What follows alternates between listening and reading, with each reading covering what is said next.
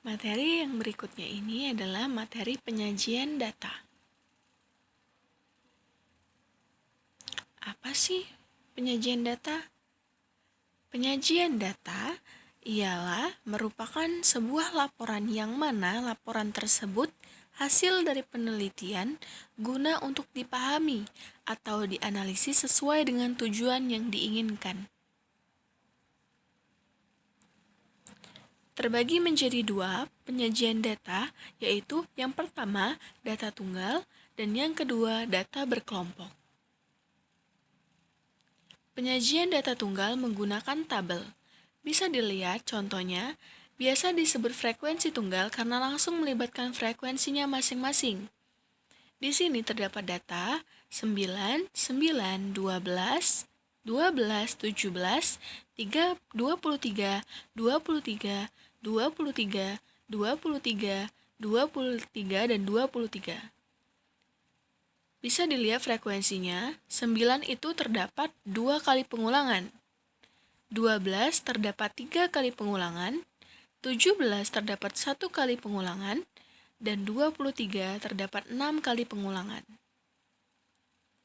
Yang kedua itu disajikan dengan diagram batang. Yang ketiga disajikan dengan diagram garis. Yang keempat disajikan dengan diagram lingkaran. Dengan rumus sudut A itu sama dengan banyaknya A dibagi dengan banyak seluruh data dikali dengan 360 derajat. Di mana bisa kita lihat sudut A itu sama dengan 2 dibagi dengan 12 dikali dengan 360 derajat sama dengan 60. Sudut A itu sama dengan 3 dibagi dengan 12 dikali dengan 360 sama dengan 90 derajat sampai dengan seterusnya. Data berkelompok. Tabel distribusi frekuensi. Bisa dilihat nilai ujian statistika 65 orang mahasiswa.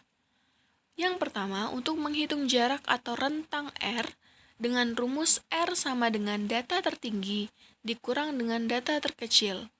Pada nilai ujian statistika pada 60 orang mahasiswa, diketahui bahwa data tertinggi itu 94.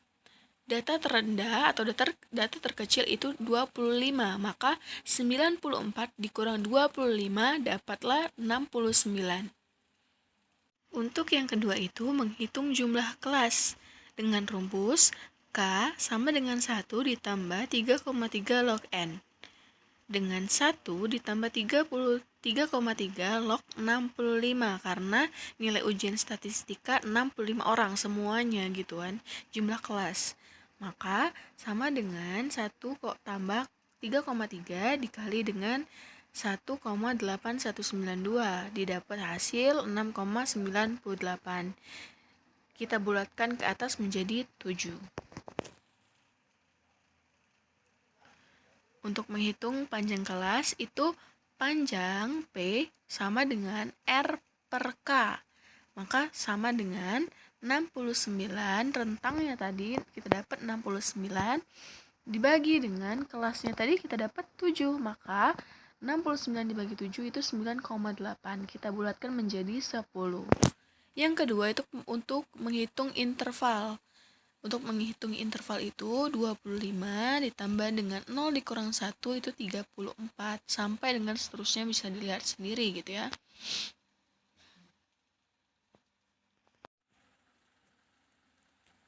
Dan seterusnya itu ada diagram lambang.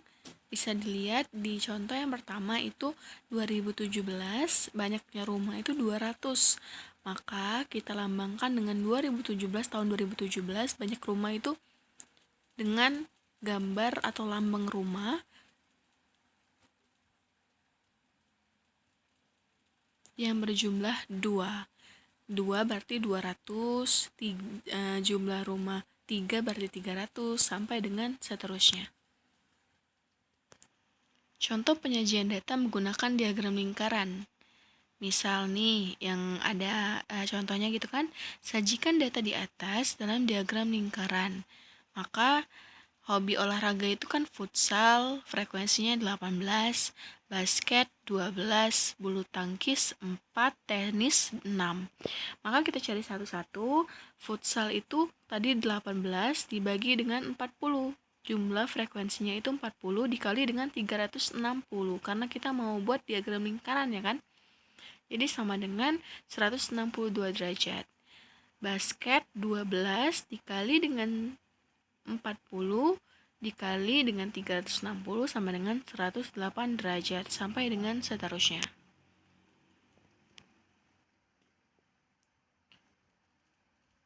Ada lagi contoh, sajikan data diagram di atas dengan diagram batang. Maka futsal tadi kita ketahui bahwa 18 frekuensinya, jadi kita buat batangannya itu sampai angka 18. Basket itu 12, bulu tangkis itu 4, dan tenisnya itu 6. Untuk diagram garis, sajikan data di atas yang tadi dengan diagram garis. Maka futsalnya itu 18. Kita buat titik, titik, titik, nanti dari titik tersebut kita sambungkan, maka disebut diagram garis. Terima kasih, semoga bermanfaat. Wassalamualaikum warahmatullahi wabarakatuh.